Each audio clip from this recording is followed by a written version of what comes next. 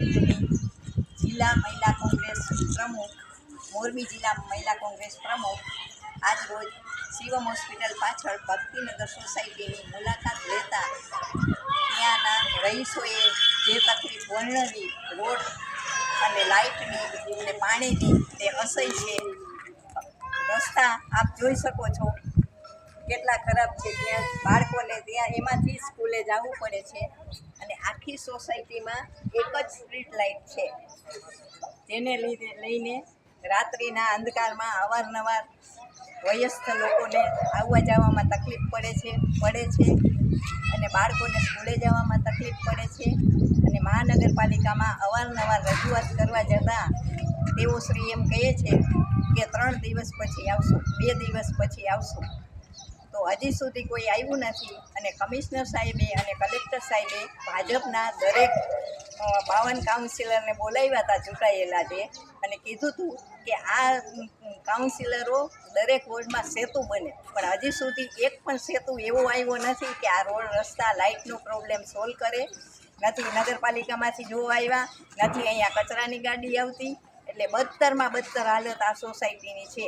અને ભાજપના કાર્યકરને કહેતા શું કહ્યું એ અહીંના રહેવાસી બેન છે, એ જ બોલશે. બોલો બેન, તમે 1 મહિનાથી અમે આ બધું અરજી આપેલ છે, જેનું આ અરજીનામું છે કલેક્ટર કચેરીએ, કમિશનર પાસે અમે ગયેલા. અમે આજે તમારું નામ બોલો. નામ કૈલાસબેન કિરણભાઈ ચાવડા, સ્થાનિક અહીંયાના રહેવાસી. અમે 1 મહિનાથી આ 3જું આવેદનપત્ર કમિશનરને આપેલ છે.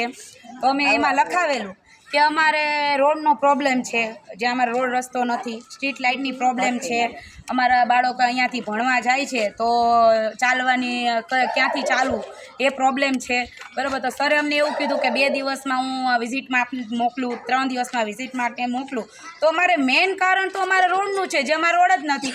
તો 2 દિવસમાં કચરાની ગાડીનું અમને પૂછ્યું હતું કે ભાઈ કચરાની ગાડી આવે છે, તો કચરાની ગાડી એમને મોકલી દીધી. પણ અમારે મેઇન સુવિધા એ નથી જોઈતી. મેઇન સુવિધા અમારે રોડ જોઈએ છે ને સ્ટ્રીટ લાઇટ જોઈએ છે, જેથી કરીને અમારી અહીંયાની લેડીઝો રાતના બહાર નીકળી શકે, જેને કંઈ પ્રોબ્લેમ ન થાય. અહીંયા દારૂડિયા ચુગારિયા ગમે તેવા બેઠા હોય તો નીકળવા માટે પ્રોબ્લેમ થાય છે, તો એ ન થવી જોઈએ, બરાબર.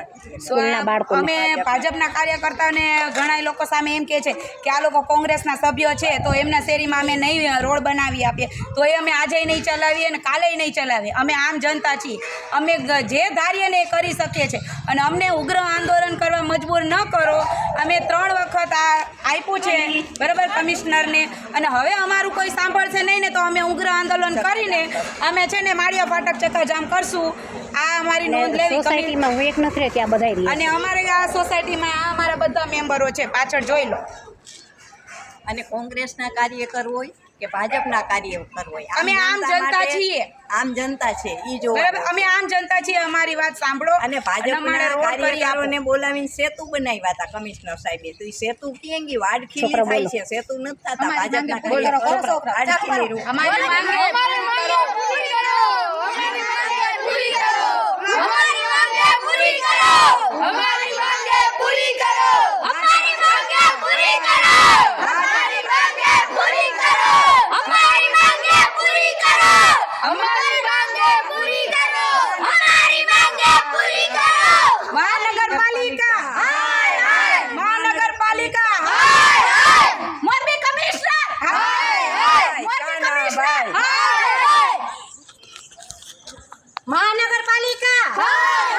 મોરબી કમિશનર हमारी मांगे पूरी करो.